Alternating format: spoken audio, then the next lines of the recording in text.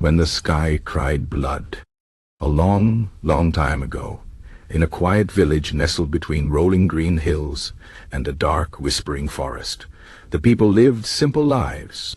They worked the land, tended their animals, and gathered in the evenings to share stories by the fire. The children played in the fields, and the elders watched the sky, for they knew the heavens spoke in ways only the wise could understand. But one evening, as the sun dipped below the horizon, something strange happened. The sky, usually a soft blanket of blue and gold, darkened too quickly. Thick clouds rolled in, not gray like rain clouds, but a deep, unsettling red. The villagers paused in their work, staring upward. The air smelled of metal, like the scent of a blacksmith's forge, and a heavy silence fell over the land. Then the first drop fell.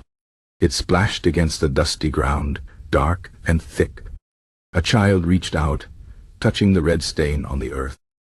"Blood," she whispered. And then the sky opened. Drops of crimson rain fell like tears, staining roofs, roads, and the frightened faces of the villagers. Mothers pulled their children inside. Farmers hurried their animals into barns, and the elders whispered prayers to the old gods.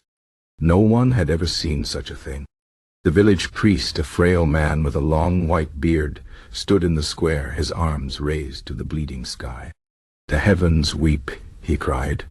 "A great sorrow has come upon us." That night, no one slept.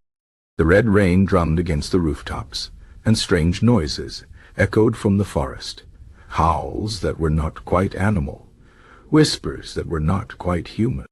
The villagers huddled inside, their candles flickering as shadows danced on the walls.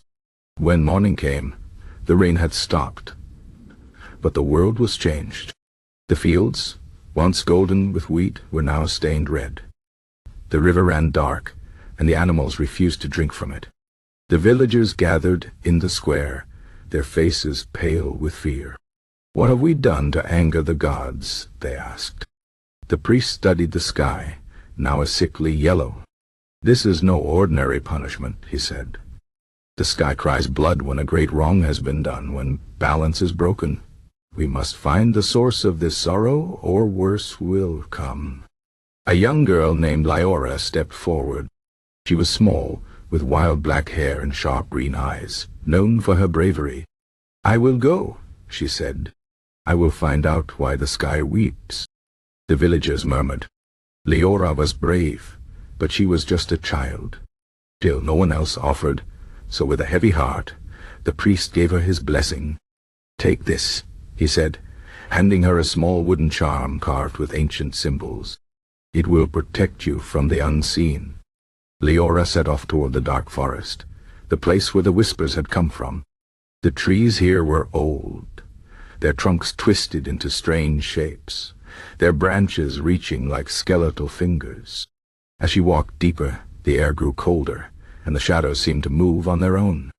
Then she heard it.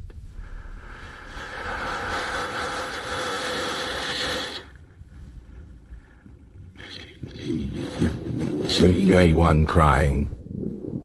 She followed the sound to a clearing where a figure sat hunched on a rock.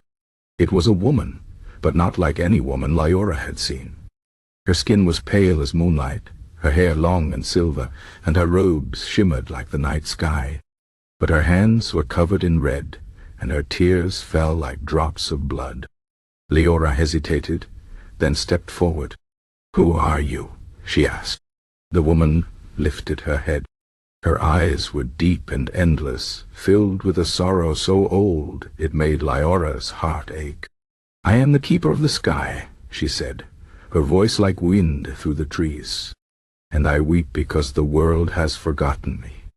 Liora frowned. "Forgotten you?" The woman nodded. "Once people looked to the sky with wonder.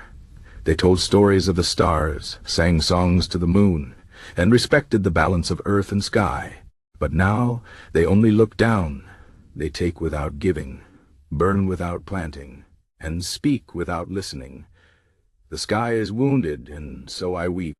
Liora thought of her village, of the elders who still watched the stars, but also of the men who cut too many trees, of the hunters who took more than they needed. She bowed her head. "What can we do?" The woman reached out, her bloody fingers brushing Liora's cheek.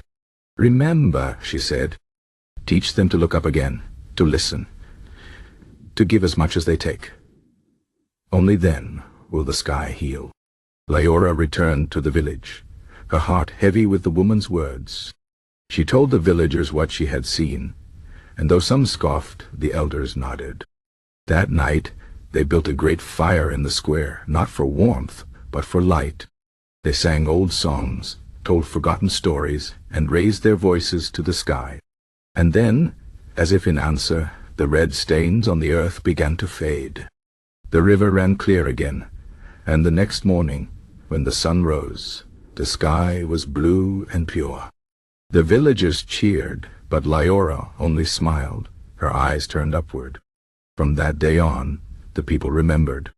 They planted as much as they harvested, spoke with kindness, and never forgot the stories of the sky. And though the world was vast and ancient, the village remained small, nestled between the hills and the forest, under a sky that no longer wept. But sometimes, on quiet nights when the wind carried whispers from the trees, the villagers would look up and wonder, had it been a dream? Or had the sky truly cried blood? And Liora, now grown, would simply smile and say, "The sky remembers. So should we." The end.